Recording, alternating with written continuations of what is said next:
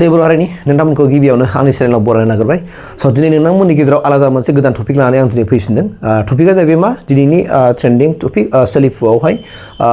दिनै पाब्लिकफ्रा रायजो राजाफ्रा माखौ बिसास खालामो आरो माखौ फोथायो आरो मानि सायाव बिसास खालामनानै रायजो राजाफ्रा दिनै भट होयो दा बिनि सायाव डिसकासन खालामगोन आरो एसे रिफारेन्स लाबोनानै आं बाथ्राखौ बुंनो नागिरदों खारन रायजो राजाफ्रा जायफोरनाखि सादा बुसाफोर बिथांमोना जाहैबाय मा नोंथांमोना मिथिखागौ जे बिथांमोना जायखौ पिक्साराव नुयो जायखौ मोगथां जिउआव नुयो नंगौबाबो नङाबाबो बेखौनो बिथांमोना फोथायनानै भटखौ होयो दा गतिके पलिटिकेलाव ओरैबायदि जानांगौ कि जायखि पलिटिकेल दैदेनगिरिया जाथों मानो बिथांमोनहा बुंनायनिख्रुइ बांसिन मावनानै दिन्थिनांगौ एबा नोंथाङा जुदि मोनथाम बुङोब्ला मोननैखौ मावनानै दिन्थिनांगोन नोंथाङा जुदि 50टा मावोबा 40टाखौ नों मावनानै दिन्थिनांगोन बा 30टाखौ नों मावनानै दिन्थिनांगोन अब्लासो रायजो राजाफ्रा नोंथांनि सायाव बिसास खालामगोन आरो नोंथांनि सायाव बिसास लानानै नोंथांनो भट होगोन दा बाथ्राया ओरैबायदि माने थांखांनाय बाथ्राखौ माने बुंफिननांगौ जानानै फैयो बै समाव आसामनि मिनिस्टार केबिनेट मिनिस्टार चन्द्र ब्रह्मआ बुंदोंमोन प्रमद बर'खौ थांखिनानै बुंदोंमोन जे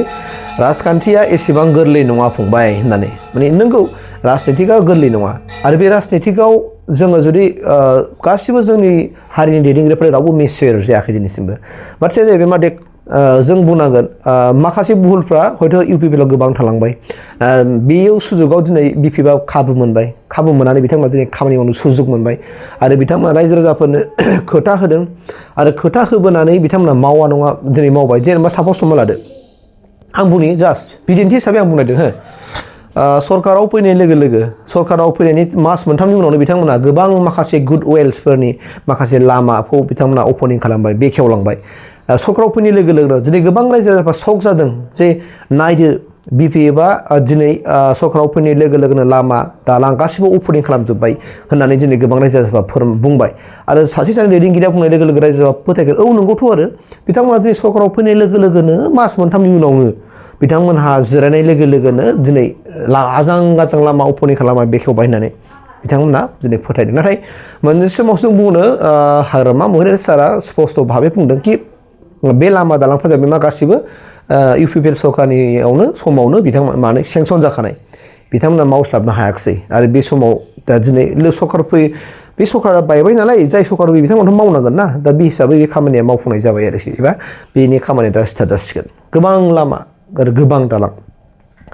दा एक्सुवेलि ओरैबायदिबो मोनसे भुल जानो हागौ माने जेनेबा पलिटिकेलाव ना जेरै जों बिजेपिखौ जों फल' खालामना नायोब्ला बिजेपिया गोबां सेलफोर दङ मिथिबायना बुहुद सेल दं बिजेपिया दा बे फिसा फिसा सेलफ्रा मालाय हाबै हाबनानै खामानिफोरखौ मावा नङा मावो दा सापस हमनानै लादो जों नायोबा बिपिएफ आरो इउपिपिएलखौ नायोबा इउपिपिएलावबो दङ इउथ सेल दङ उइमेन सेल दङ इउथ सेल दङ ओमफ्राय इउथ सेल थाबाय उइमेन सेल थाबाय पेरेन्ट सेल थाबाय ओमफ्राय मोनसे मा बुथ लेभेल थाबाय बे बिपिएफआवबो दङ आरो इउपिपिएलावबो दङ दा ओरैबायदि जादों थांनाय इलेक्सननि सिगां 2020नि इलेक्सननि सिगां मोनफ्रोमबो प्राइमारि लेभेलसिम माने इउपिपिएलनाबो इउथ सेल दंमोन इउथ सेल प्राइमारि दंमोन उइमेन सेल प्राइमारिबो दंमोन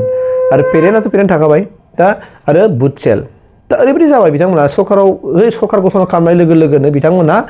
प्राइमारि लेभेलाव इउथ सेल नांला प्राइमारि लेभेलाव माने उइमेन सेल नांला होननानै सिफाय हरजोब्बाय बिथांमोना दा प्राइमारि लेभेलाव जुदि इउथ सेल नाङाब्ला प्राइमारि सेलाव जुदि उइमेन सेल नायाब्ला बे प्राइमारि लेभेलाव थानाय आइजोफोरखौ सोर कनभिन्स खालामगोन दाना सोर कनभिन्स खालामगोन पेरेन्टआबोथ' हाजोबा दा बै प्राइमारियाव थानाय उइमेन्सफोरखौ सोर कनभिन्स खालामगोन आरो बै प्राइमारि लेभेलाव थानाय इयुथ्सफोरखौ लाइमोनफोरखौ सोर कनभिन्स खालामगोन जुदि इयुथ सेलानो गैयाब्ला साननांगौ बाथ्रा बे जाबायना दा गोदाव सोराव जाबाय बै समावनो जानो हागौ माने इउपिपिएलनि जेननायनि मोनसे जाहोनाबो बे जानो हागौ थारमाने मानोना हाजार हक माने पलिटिकेल ओरैबायदि जायो नोंथाङा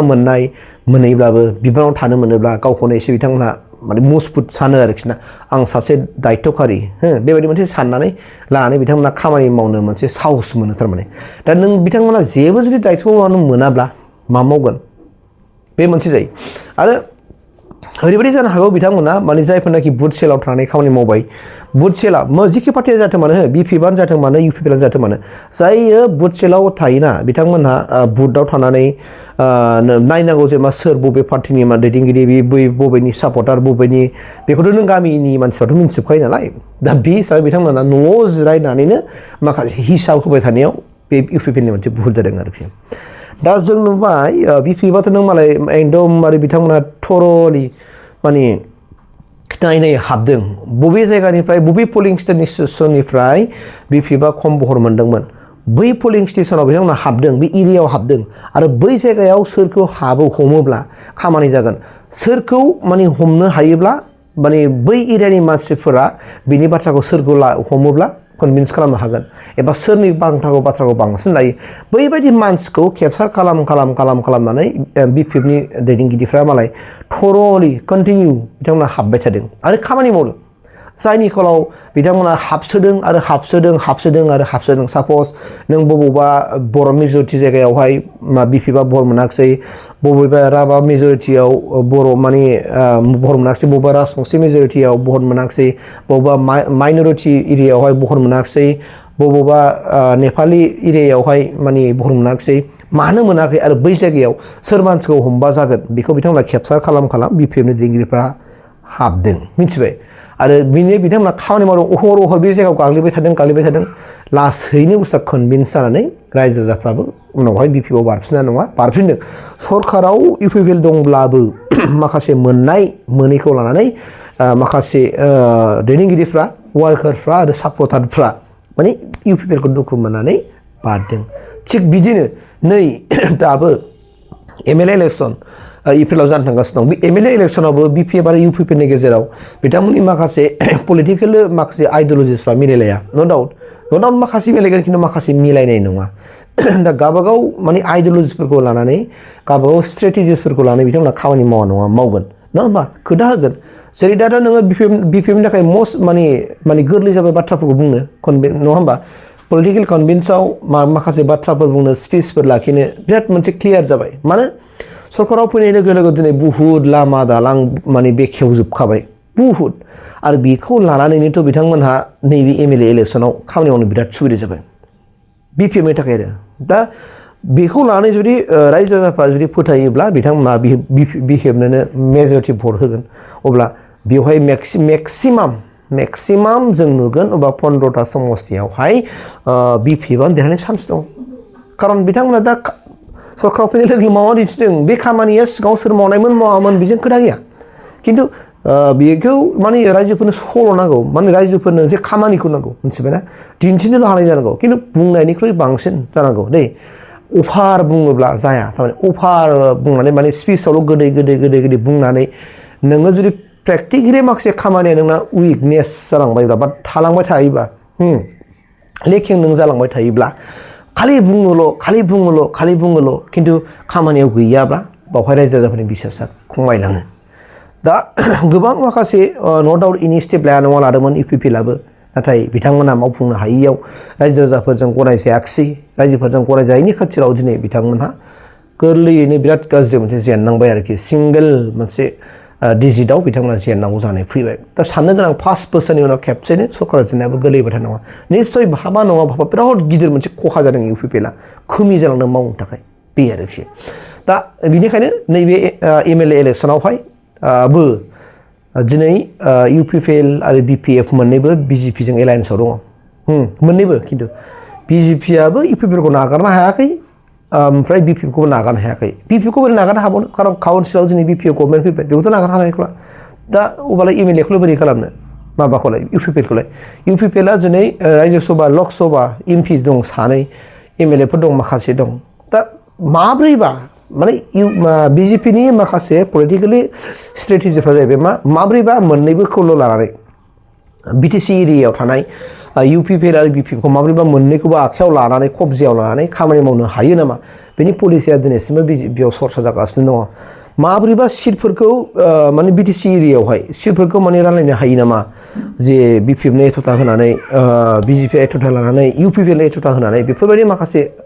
माने हागोन नामा हयथ' बेनि माखासे अंकफ्रा सोलिग्रा नङा सोलिदों आरोखि दा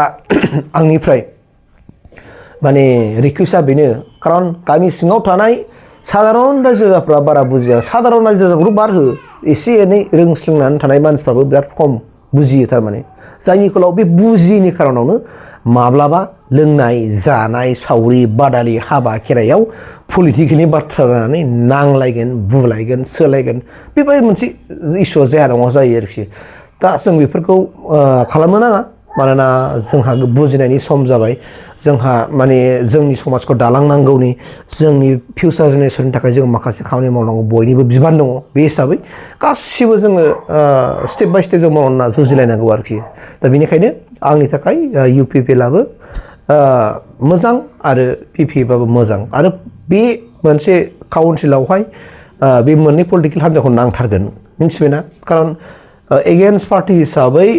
अपोजिशन पार्टी हिसाबै थाखानांगोन दा जुदि अपोजिशन पार्टी हिसाबै स्ट्रं थायाब्ला बे सरकाराबो गोबां खामानिखौ मावनो गोरलै मोनो खारन थांनाय 5 बोसोरावबो BPFआ अपोजिशन पार्टी हिसाबै स्ट्रंलि बिथांमोना बाहागो लाबोबाय एसेम्ब्लियावबो नङा होमबा बे हिसाबै एबारबो नैबे 5 बोसोरसिमावहाय UPPLआबो स्ट्रंलि माने बिथांमोनाबो अपोजिशन हिसाबै माने बाहागो लानांगोन बेखौसो आं लुबैयो आरोखि आरो रायजो राजाफ्रा BPFजों थानांगोन आरो UPPLजों थानांगोन मोननैबो पार्टिजों थानांगौ आरोखि रायजो राजाफ्रा बेखौ आंनिफ्राय दुंब्रुद गोसो गोरबोनिफ्राय खावलायनाय थाबाय थेंक इउ